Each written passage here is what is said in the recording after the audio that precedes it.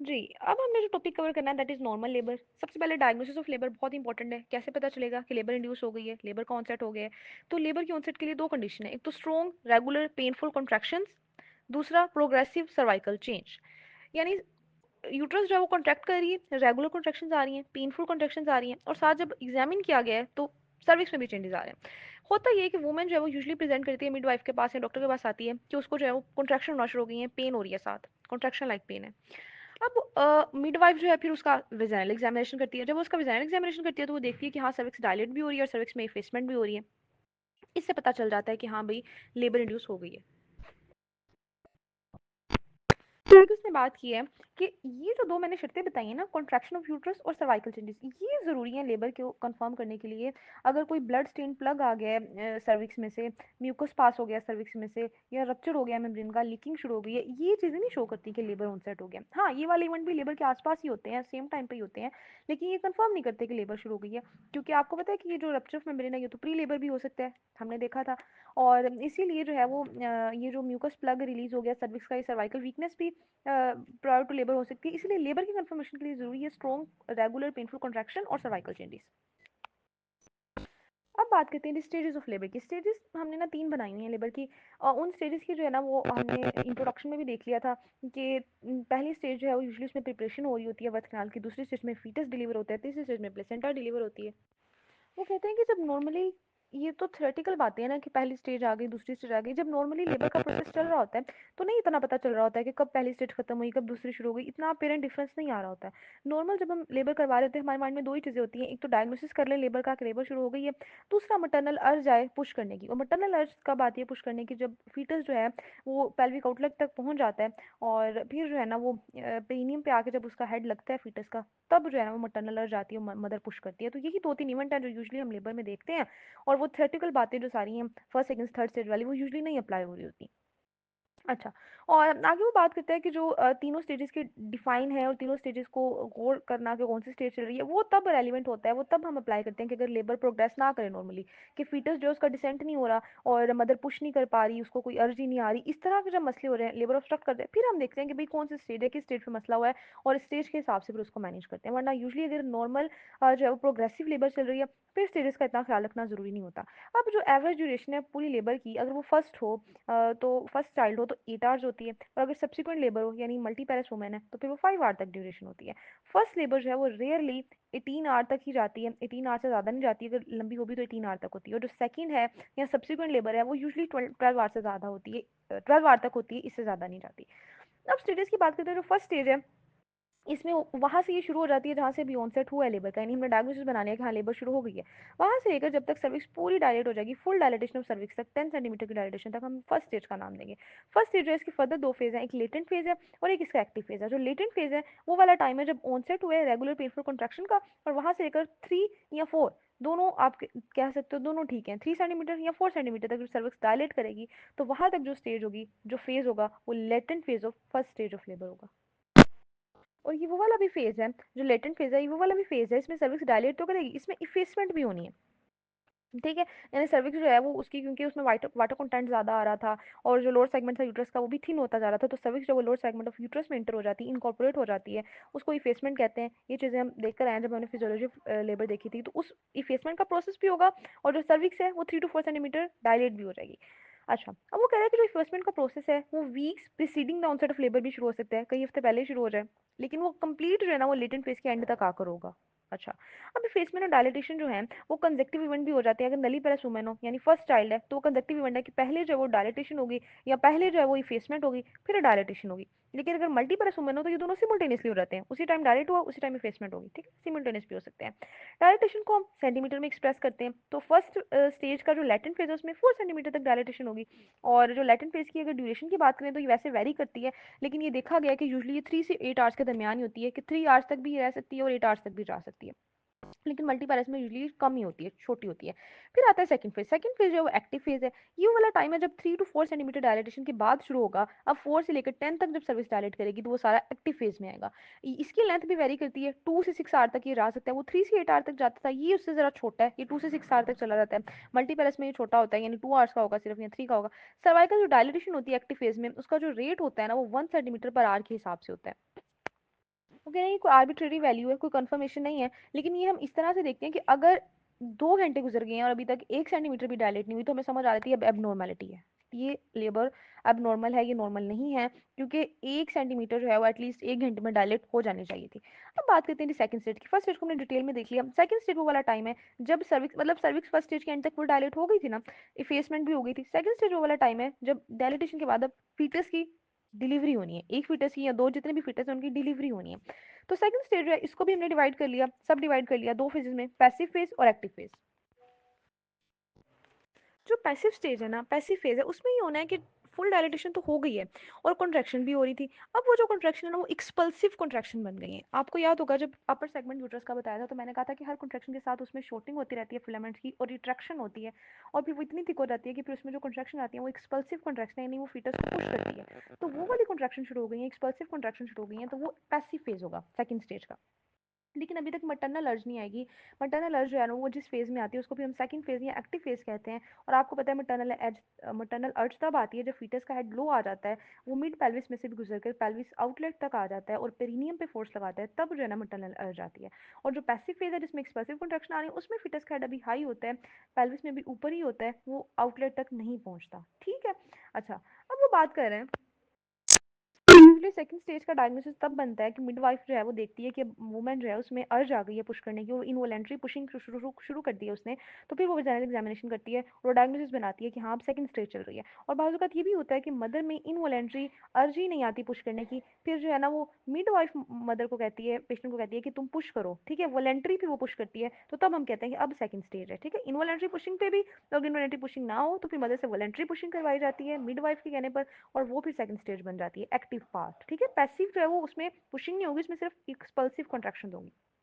अच्छा, अब तो नॉर्मली सेकंड स्टेज है अब वो 2 आवर्स तक ही रहती है, जो एक्टिव पार्ट है इसका 2 आवर्स से ज़्यादा जो है ना वो लंबा नहीं जाता नली प्रेस में, और मल्टी प्रेस में तो सिर्फ 1 आवर का होता है, और 1 आवर में जो है ना वो बेबी डिलीवर हो जाता है। और अगर कभी ये सेकंड स्टेज 3 आवर्स से ज़्यादा चली गई तो इसमें जो है मोर्बिडिटी के चांसेस इंक्रीज हो जाएंगे फीटस के लिए भी और मदर के लिए भी। ठीक है, और अगर एपिड्यूरल एनेस्थीसिया यूज़ किया जाए तो ये लेंथ को और मैनेजमेंट है सेकंड स्टेज को इन्फ्लुएंस कर सकता है। उसके बाद वो बात करते हैं थर्ड स्टेज की, यानी सेकंड में सिर्फ हमने देखा कि पुशिंग होगी और एक्सप्लोसिव कंट्रक्शन होगी। थर्ड स्टेज होती है ना, ये वो वाला टाइम है जब फीटस डिलीवर हो चुके हैं सेकंड में। थर्ड में जो है ना अब कंप्लीट डिलीवरी करनी है प्लेसेंटा की और मेम्ब्रेन्स की। प्लेसेंटा जो है वो यूजुअली विद इन मिनट्स में ना डिलीवर हो जाती है, तो ये यूजुअली 30 मिनट तक ही होती है, 30 मिनट से ज़्यादा नहीं जाती है, अगर 30 मिनट से ज़्यादा जाए तो एबनॉर्मल होगी। ठीक है, तो सेकंड स्टेज जो क्या थी 2 आवर्स तक ही होती है यूजुअली, थर्ड स्टेज है वो 30 मिनट तक ही होती है। फर्स्ट स्टेज जो थी ना वो लंबी थी, वो आवर्स पे थी, वो 2 से 8 या 3 से 6 आवर्स तक जा रही थी, आपने देखा था। अब ओवरऑल ड्यूरेशन की बात करते हैं, कोई आइडियल लेंथ तो हमारे पास नहीं है कि इतनी जो है वो आइडियल लेंथ है, इतने आवर्स में लेबर होनी ही चाहिए, और ये वेरी करती रहती है। लेकिन लेबर ना ही टू फास्ट होनी चाहिए और ना ही टू स्लो होनी चाहिए। अगर टू फास्ट होगी तब भी मोर्बिडिटी के चांस इंक्रीज कर जाते हैं, अगर टू स्लो हो तब भी मोर्बिडिटी के चांस, तो एक एवरेज सा टाइम होना चाहिए। और अगर लेबर लॉन्ग हो, ऑब्स्ट्रक्ट कर जाए, उस केस में फीटल हाइपोक्सिया हो सकता है, कंटिन्यूस फीटस की मॉनिटरिंग करनी होती है, और आप ऑपरेटिव डिलीवरी की तरफ जाना पड़ सकता है, आपको फोर्सेप यूज़ करने पड़ सकते हैं, आपको सी सेक्शन करना पड़ सकता है। वो कह रहा है कि हमने ये एक अंदाज़ा लगाया है कि अगर लेबर जो है वो नली पेरेस वुमन में 12 आवर्स से ज़्यादा चली जाए और मल्टी पेरेस में 8 आवर्स से ज़्यादा चली जाए तो उसको फिर लॉन्ग लेबर रिगार्ड कर दिया जाता है। उसको फिर जो रिगार्ड कर दिया जाता है कि अब ये लॉन्ग हो गई है, अब हमें इंटरवेंशन करनी पड़ेगी, अब हमें जो है ना वो कोई एड देनी पड़ेगी, अब ये स्पॉन्टेनियसली नहीं डिलीवर हो सकता। ये तो थी प्रोलॉन्ग लेबर।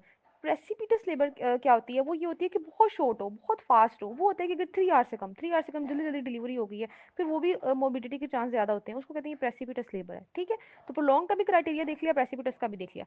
आगे बात करते हैं जी मैकेनिज्म ऑफ लेबर की। मैकेनिज्म क्या है, ये तो बड़ा आसान था ना कहना कि सेकंड स्टेज में जो है वो पुश करेगी माँ और एक्सप्लोसिव कंट्रैक्शन होगी, लेकिन ये देखना भी है कि फीटस किस तरह से सारी उसने, जब वो इंटर हुआ पेल्विस में, ट्रांसवर्स पोजीशन में इंटर हुआ, फिर उसकी रोटेशन हुई, फिर आउटलेट में वो किस पोजीशन में आया, ऑक्सीपिटल एंटीरियर पोजीशन में, ये सारी चीज़ें जो है इसको कहते हैं मैकेनिज्म ऑफ लेबर। और जो हमने देखा था उसका एटीट्यूड क्या होगा कि वो वेल फ्लेक्स्ड होगा, वो सारी चीज़ें भी मैकेनिज्म में आती हैं। मैकेनिज्म ऑफ लेबर को वो कैसे डिफाइन करता है, वो कहता है series of changes in position and attitude of foetus undergo during its passage through the birth canal. उसको मैकेनिज्म ऑफ लेबर कहते हैं कि उसकी पोजीशन चेंज होगी, उसका एटीट्यूड चेंज होगा। पोजीशन का मतलब है कि वो पहले ट्रांसवर्स में था, फिर वेंटिलो पोस्टीरियर में आएगा। एटीट्यूड का मतलब है कि वो जो है ना वो फ्लेक्स पोजीशन में आएगा। तो ये सारी जो चीज़ें हैं ना, ये मैकेनिज्म ऑफ लेबर में आती हैं। कह रहे जो हमने यहाँ पे मैकेनिज्म बताया ना, वो हमने आइडियल मैकेनिज्म बताया है कि जब फीटल का जो है ना वो प्रेजेंटेशन वर्टिक्स उसका प्रेजेंटिंग पार्ट होगा और जब पेल्विस गायनिकोड होगी, तो तब हमने बताया है। और ये मैटरनल पेल्विस के हिसाब से या फीटल के हेड के हिसाब से ये चेंज हो सकता है। अब इसके जो स्टेप्स है ना, इसमें सबसे पहला आता है जी इंगेजमेंट। इंगेजमेंट के बाद होती है डिसेंट, फिर फ्लेक्स करता है हेड, फिर इंटरनल रोटेशन होती है, फिर एक्सटेंशन हो जाती है, फिर रेस्टिट्यूशन और फिर एक्सटर्नल रोटेशन। मैंने ना ये सारी चीज़ें याद रखने के लिए एक निमोनिक बनाया था, आप अपना भी कोई निमोनिक बना सकते हैं, जो मैंने बनाया वो भी यूज़ कर सकते हैं। तो मेरा निमोनिक ये था कि every day funny infant enter rest and exit. Every day यानी एवरी ई से engagement, day descent, funny infant flexion और internal rotation, enter extension, rest restitution and exit external rotation. तो ये निमोनिक था जो इससे मुझे याद रहती हैं स्टेजेस। सबसे पहले एंगेजमेंट की बात करते हैं, तो एंगेजमेंट का मतलब है कि जो हेड है वो पेल्विस में इंटर करेगा। अब आपको पता है कि हेड जो है वो पेल्विस में इंटर ट्रांसवर्स पोजीशन में करता है, क्योंकि हमने देखा था जो पेल्विस इनलेट है उसका जो ज़्यादा बड़ा डायमीटर है वो ट्रांसवर्स है, और जो एंटीरोपोस्टीरियर है वो उधर छोटा है, तो इसलिए वो ट्रांसवर्स पोजीशन में इंटर करेगा। और एंगेजमेंट जो है वो हम तब कहते हैं कि जब widest part of presenting part has pass successfully through the inlet, जब हेड का जो वाइडेस्ट पार्ट है ना फिटस का वो भी इनलेट से गुजर चुका है, और अब हेड जो है ना वो पेल्विस के अंदर मौजूद है, तो वो इंगेजमेंट उसकी हो गई है। ठीक है। अच्छा, इसको डिस्क्राइब इस तरह से करते हैं कि the number of fifth palpable abdominally is use to describe, मतलब कितने, अगर हम हेड को जो है ना फीटल हेड को फिफ्थ पोर्शन में डिवाइड कर दें तो उसके कितने पोर्शन हैं जो कि आप एब्डोमेन में पैल्पेट कर सकते हो। अगर आप एब्डोमेन में उसके 3/5 पैल्पेट कर सकते हो, इसका मतलब है पेल्विस में उसके सिर्फ 2/5 पोर्शन गया है, तो इसको हम एंगेजमेंट नहीं कहेंगे। इंगेज्ड हेड तब होगा जब उसका 3 या 4th पोर्शन भी पेल्विस में चला जाएगा। आपका एब्डोमेन में सिर्फ 1/5 फील हो या मैक्सिमम 2/5 फील हो, इससे ज़्यादा फील ना हो, तो फिर हम कहेंगे कि इंगेजमेंट हो गई है। ठीक है। इस तरह से हम इंगेजमेंट को डिस्क्राइब करते हैं। आगे बात करते हैं डिसेंट की। डिसेंट में क्या है, अब आपको सोचे कि इंगेजमेंट हुई यानी हेड जो है वो ट्रांसवर्स पोजीशन में पेल्विस में एंटर हुआ है, अब उसने नीचे आना है तो उसको डिसेंट कहते हैं। डिसेंट ज़रूरी है, वो वहीं पर इनलेट के पॉइंट पर ही फ्लेक्स नहीं कर सकता, इंटरनल रोटेट नहीं कर सकता। पहले ज़रूरी है कि वो नीचे आए, पेल्विस में मिड कैविटी तक आ जाए, पहुंच जाए नीचे, फिर वो फर्दर रोटेट करना जो भी उसने करना है वो कर लेगा। तो पहले डिसेंट ज़रूरी है, before flexion before internal rotation descent is necessary. अब आपको पता है कि जब हमने लेबर की फर्स्ट स्टेज देखी थी और हमने कहा था कि फर्स्ट स्टेज में ना यूट्रस कॉन्ट्रैक्ट कर रही होती है, उसमें रेगुलर कॉन्ट्रैक्शन आ रही होती हैं। फिर हमने देखा था कि फर्स्ट स्टेज में सर्विक्स भी चेंज हो रही होती है, सर्विक्स डायलेट हो रही होती है। और सेकंड स्टेज में हमने देखा था कि पैसिव फेज में क्या हो रहा था कि यूट्रस जो है ना वो एक्सपल्सिव कॉन्ट्रैक्शन देना शुरू हो गई थी, पुश करना शुरू हो गई थी फीटस को। तो उन एक तो पूरी फर्स्ट स्टेज में, दूसरा passive phase of second stage में जो फीटस है उसकी डिसेंट होती है। ठीक है। फीटस जो है वो नीचे आता है। और जो एक्टिव फेज है सेकंड स्टेज की, उसमें जो डिसेंट है फीटस का वो इनवॉलेंट्री नहीं होता बल्कि वो वॉलेंट्री हो जाता है, मदर पुश करती है, इस वजह से वो नीचे आता है। ठीक है। तो फर्स्ट एंड सेकंड स्टेजेस दोनों में ही डिसेंट होता है, लेकिन फ़र्क ये है कि जो सेकंड स्टेज का लास्ट फेज है ना एक्टिव फेज, उसमें वॉलेंट्री उसको डिसेंट किया जाता है, वॉलेंट्री एफर्ट लगाई जाती है, लेकिन बाकी जो है वो इनवॉलेंट्री डिसेंट होता है। अब आगे आना है जी, मैंने कहा था every day funny infant, funny से फ्लैक्शन, अब फ्लैक्शन होनी है, अब डिसेंट कर गया, अब उसने फ्लैक्स करना है। तो जो फीटल हेड है, अब वो कैसे फ्लैक्स, जब वो पेल्विस में एंटर करता है वो फ्लैक्स नहीं होता, फ्लैक्स उसकी होती है पेल्विस में आने के बाद। और अब आप लोगों को याद आया होगा कि जब मैंने पेल्विक फ्लोर आपको बताया था लास्ट वॉइस नोट में, तो मैंने कहा था वहाँ पे लिखा हुआ था कि जो पेल्विस फ्लोर के मसल्स हैं एलिवेटेड नाई सारे, और जो पेल्विस की शेप है बोन की, वो इस तरह की है कि जब हेड उसमें एंटर करता है ना तो वो हेड को फोर्स करते हैं फ्लेक्स करने के लिए, वो जो सारे पेल्विक फ्लोर के मसल्स हैं। तो इसीलिए जब वो आके उनके साथ टच करेगा तो हेड फ्लेक्स हो जाएगा। ठीक है। ये पैसिव मूवमेंट है, इसमें कोई एक्टिव मूवमेंट नहीं है, पैसिवली, क्योंकि वो सराउंडिंग स्ट्रक्चर ही ऐसे हैं कि हेड को फ्लेक्स होना पड़ रहा है। ठीक है। तो हेड जो है ना वो फ्लेक्स हो जाएगा, और आपको पता है कि हेड अगर फुली फ्लेक्स्ड हो जाए तो फिर वो हमारी आइडियल पोजीशन होती है। सब ऑक्सीपिटोब्रैगमैटिक जो है ना वो डायमीटर होता है लॉन्गिट्यूडनल, और प्रेजेंटिंग पार्ट वर्टिक्स होता है, ये आइडियल पोजीशन है, तो इतनी फ्लेक्शन हो जाएगी। आगे बात करते हैं जी इंटरनल रोटेशन की। इंटरनल रोटेशन का क्या मतलब है कि हेड जो है वो फ्लेक्स हो गया पूरी तरह से, चिन ऑन द चेस्ट आ गई है, लेकिन है तो वो अभी तक ट्रांसवर्स पोजीशन में, अभी तक वो रोटेट तो नहीं किया, ट्रांसवर्सली वो एंटर हुआ था, पहले डिसेंट हुआ फिर फ्लेक्स हो गया, चीन ऑन द चेस्ट आ गई, बट पोजीशन अभी तक ट्रांसवर्स ही थी। अब उसकी पोजीशन चेंज होनी है इंटरनल रोटेशन में। अब उसने ऐसी अपनी पोजीशन चेंज करनी है, ऐसा उसने रोटेट करना है कि जो उसका ऑक्सीपिटल पार्ट है वो एंटीरियरली आ जाए, वो प्यूबिक सिम्फिसिस के साथ आ जाए, ऑक्सीपिटल। और वो इस तरह से पोजीशन हो जाएगी कि जो सैजिटल सूचर है हेड का, जो हमने देखा था एक फिगर में, वो सैजिटल सूचर बिल्कुल जो है ना वो लाइन में आ जाएगा एपी डायमीटर के, मतलब वो एंटीरो पोस्टीरियर आ जाएगा। ठीक है। पहले वो जो था वो ट्रांसवर्स था, अब वो एंटीरो पोस्टीरियर में आ जाएगा सैजिटल सूचर, इतनी रोटेशन हो जाएगी, तो उसको कहते हैं ऑक्सीपिटो एंटीरियर पोजीशन अब आ गई है फिटनेस, क्योंकि नॉर्मल पोजीशन ऑक्सीपिटो एंटीरियर। ठीक है। पोस्टीरियर नहीं। मैंने आपको बार बार बताया कि ऑक्सीपिटो एंटीरियर, जो ऑक्सीपिटा है वो प्यूबिक सिम्फिसिस के साइड पे आएगा, वो एंटीरियर ले आएगा। अब उसने बात की कि अगर जो फीटस है वो उसका जो हेड है वो पेल्विस में तब इंगेज हुआ, जब इंटर हुआ तो वो ओपी पोजीशन में इंटर हुआ, वो ट्रांसवर्स में नहीं इंटर हुआ, वो इंटर ही जो है ना वो ऑक्सीपिटो पोस्टीरियर पोजीशन में हुआ। अब इसमें 2 से 3 ना आगे ऑप्शन हो सकते हैं। एक तो ऑप्शन ये हो सकता है कि जब इंटरनल रोटेशन की बारी आई डिसेंट के बाद, फ्लेक्शन के बाद, तो वो जो ओपी पोजीशन थी वो ओए में बदल गई, वो जो ऑक्सीटो पोस्टीरियर पोजीशन थी वो सारी रोटेट करके ऑक्सीपिटो इंटीरियर में बदल गई। इसने बड़ा लंबा टाइम लेना है, इसलिए इस केस में लेबर प्रोलॉन्ग हो जानी है। ठीक है। दूसरा ये भी हो सकता है कि वो रोटेट ही ना करे, वो ऑक्सीपिटो पोस्टीरियर से इतना लंबा चक्कर लगा के ऑक्सीपिटो इंटीरियर में आए ही ना, वैसे ही रहे जैसा वो था ऑक्सीपिटो पोस्टीरियर में। अगर वैसा ही रहेगा तो फिर फेस टू प्यूबिस डिलीवरी होगी, मुश्किल डिलीवरी होगी। तीसरा ये हो सकता है कि अगर परसिस्टेंट ओपी पोजीशन है तो उस केस में डिलीवरी ही ना हो, लेबर ऑब्स्ट्रक्ट कर जाए और अब आपको इंस्ट्रूमेंट लगाने पड़े, फोर्सेप लगाना पड़े, या आपको सी सेक्शन करना पड़े। तो ये आपने याद रखना है कि रोटेशन पे ये सारी चीजें हो सकती हैं, लेकिन ये तब होगी अगर foetus inter occipito posterior position में होता। अगर फीटस ट्रांसवर्स पोजीशन में इंटर हुआ तो वो इजीली रोटेट करके ऑक्सीपिटो इंटीरियर पोजीशन में आ जाएगा। नेक्स्ट जो स्टेप है वो है एक्सटेंशन का। जब इंटरनल रोटेशन कंप्लीट हो गई, अब ऑक्सीपिट जो है वो सिम्फिसिस प्यूबिस के नीचे पड़ी हुई है और जो ब्रिग्मा है वो सैक्रम के पास पड़ा हुआ है। अब जो है ना हेड वेल फ्लेक्स भी हो चुका है, अब वो एक्सटेंड करेगा। यहाँ पर एक्सटेंशन से मुराद ये है कि हेड और नीचे आएगा, ठीक है, इतना नीचे वो आएगा कि वो जो उसका ऑक्सीपिट था प्यूबिक सिम्फिसिस के नीचे था वो उसके नीचे से निकल जाएगा और वो वुल्वा को डिस्टेंड करेगा, वो पेरिनियम तक पहुंच गया, वो वुल्वा को डिस्टेंड करेगा और इसको कहते हैं क्रोनिंग ऑफ हेड। ठीक है, तो पहले तो हेड जो है उसकी क्राउनिंग होगी, उसके बाद आहिस्ता आहिस्ता फर्दर एक्सटेंशन होगी, फर्दर जो है ना वो बॉडी नीचे की तरफ आना शुरू होगी। तो अब उसका फेस, उसकी चिन आहिस्ता आहिस्ता क्या होगा, विजाइनल ओपनिंग की तरफ जा रहे हैं, पेरिनियम की तरफ जा रहे हैं, पेरिनियल बॉडी की तरफ जा रहे हैं। अब ये जो एक्सटेंशन का प्रोसेस अगर तो कंट्रोल हो जाए तो पेरिनियल ट्रोमा सच नहीं होता। मैंने बताया था मल्टीपल वुमेन में इतनी वहाँ पर ना फ्लेक्सिबिलिटी होती है पेरिनियम में कि ट्रोमा नहीं होता, लेकिन अगर फर्स्ट बर्थ हो, नली पैरेंट्स फीमेल हो, तो उनमें यूजली ट्रोमा हो जाता है वहाँ पर रेजिस्टेंस की वजह से। तो एक्सटेंशन हो गई, हेड नीचे आ गया, पहले क्रोनिंग हुई, फिर जो है ना वहाँ से चिन तक सारी चीजें ओपनिंग तक आ गई, पेरिनियम तक आ गई। अब जो है रेस्टिट्यूशन में क्या होगा, अब हेड तो डिलीवर हो गया, हेड विजाइनल ओपनिंग तक जब पहुंच गया तो फिर विजाइनल ओपनिंग से बाहर ही उसने आना है ना, तो हेड डिलीवर हो गया। अब जब हेड हेड हेड जब डिलीवर हुआ तब तक उसका जो ऑक्सीपिट था वो फ्रंट पे ही था, ऑक्सीपिट वो इंटीरियर भी था, लेकिन जैसे वो डिलीवर हो जाता है ना, पेरिनियम को क्रॉस कर लेता है, क्रोनिंग हुई, पेरिनियम को क्रॉस किया, अब हेड अपने आप को अलाइन कर लेता है शोल्डर के साथ, अब वो घूम जाता है और वो शोल्डर के साथ अलाइनमेंट में आ जाता है। ठीक है, शोल्डर क्योंकि पैल्विस में ओब्लिक पोजीशन में पड़े हुए हैं तो वो अब शोल्डर की पोजीशन में आ जाएगा। अब उसकी थोड़ी सी रोटेशन होगी, 1/8 ऑफ द सर्कल, अगर पूरा सर्कल लगाया उसमें से 1/8 पोर्शन की रोटेशन होगी, इसको हम कहेंगे रेस्टिट्यूशन। ठीक है, फिर एक्सटर्नल रोटेशन भी साथ ही हो जाती है। इसमें ये होता है कि पहले मैंने बताया, एक पॉइंट यहाँ पे बड़ा गौर से समझ लीजिएगा, फिर आपको ये हमेशा याद देगा। पहले मैंने बताया कि जो शोल्डर थे वो पेल्विस में ओब्लिक पोजीशन में पड़े हुए थे, और रेस्टिट्यूशन में ये हुआ कि हेड भी जो है वो अपनी ऑक्सीपिटो इंटीरियर पोजीशन से उस ओब्लिक पोजीशन में आ गया, शोल्डर को साथ अलाइन करने के लिए, बिल्कुल दोनों एक अलाइनमेंट में आ गए। एक्सटर्नल रोटेशन में ये होना है कि वो वाले शोल्डर जो पहले ओब्लिक में पड़े हुए थे उन्होंने रोटेट होकर अब एपी प्लेन में आना है। मतलब इस तरह माना जरूरी है कि एक शोल्डर जो राइट शोल्डर है वो ऊपर एंटीरियर आ जाए और जो लेफ्ट शोल्डर वो नीचे पोस्टीरियर वे में पोस्टीरियर चला जाए। एक शोल्डर जो है वो सिम्फिसिस प्यूबिस के साथ लग जाए, दूसरा शोल्डर जो है सैक्रम के साथ लग जाए। अब इस तरह होना जरूरी है। मैं आपको ऑडियो में सिर्फ समझा सकती हूँ, बाकी पिक्चर वगैरह आपने खुद देखनी है।